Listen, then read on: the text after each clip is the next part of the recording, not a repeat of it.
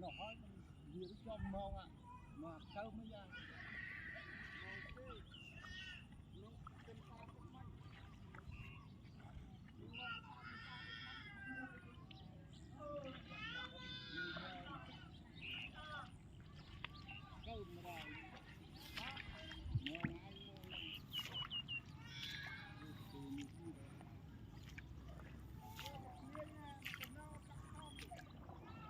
con đây rau rồi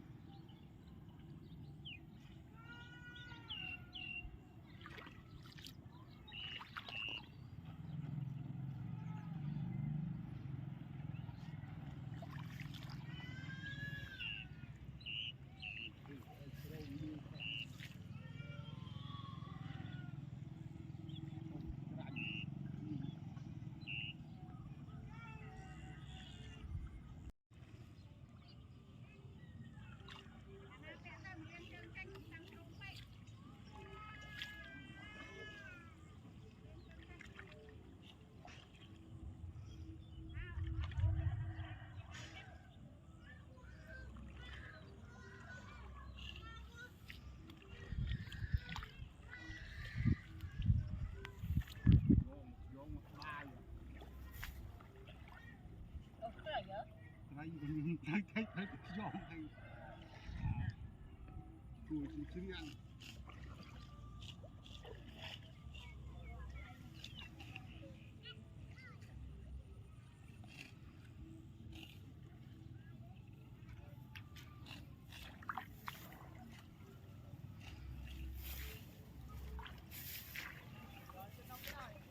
ăn năng đi ô mình ai na ô thứ đó nó mà ra vì châu thật là mình phong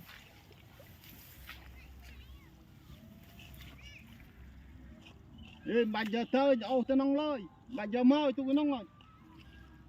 làm rồi ô tới nông không biết cái lan để chú hình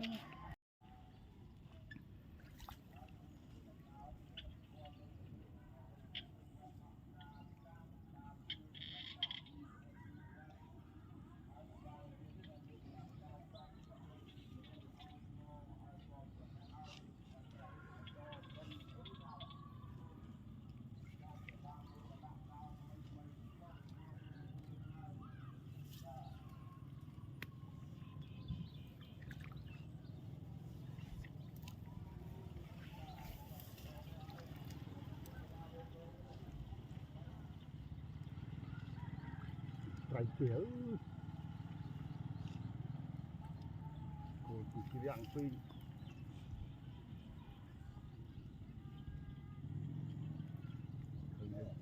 phải prong ho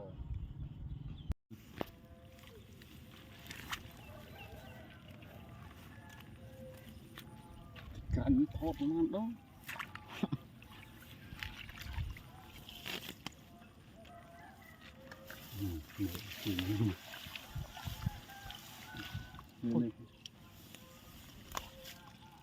đi chăn những mảnh tiền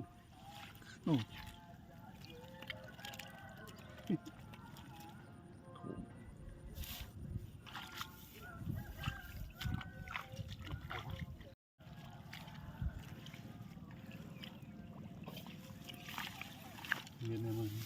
miền rồi đành cái trên na ô tới đành mỡ bánh tham cái nút cái đàn tì này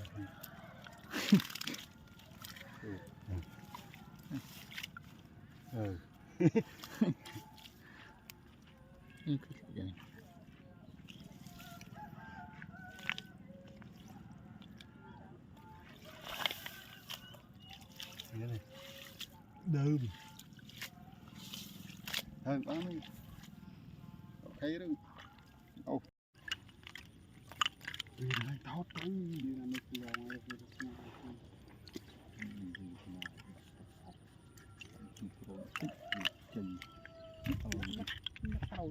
tàu đây đấy độc việc áp cái hút nó bay gì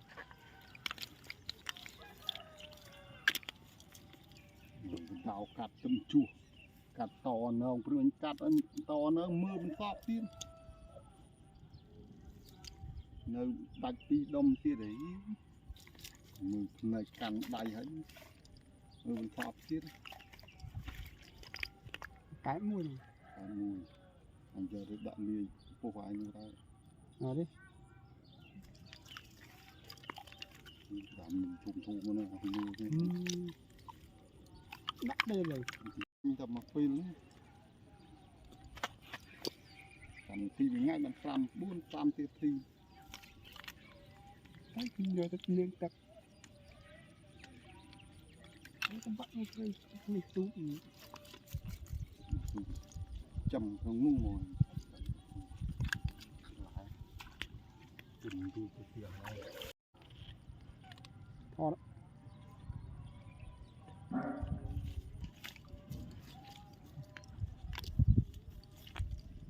នេះតាមមានឈ្មោះលាវ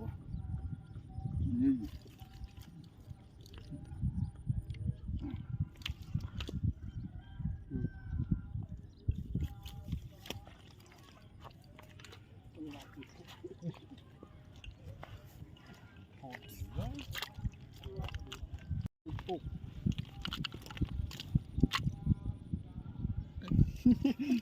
Trời ơi.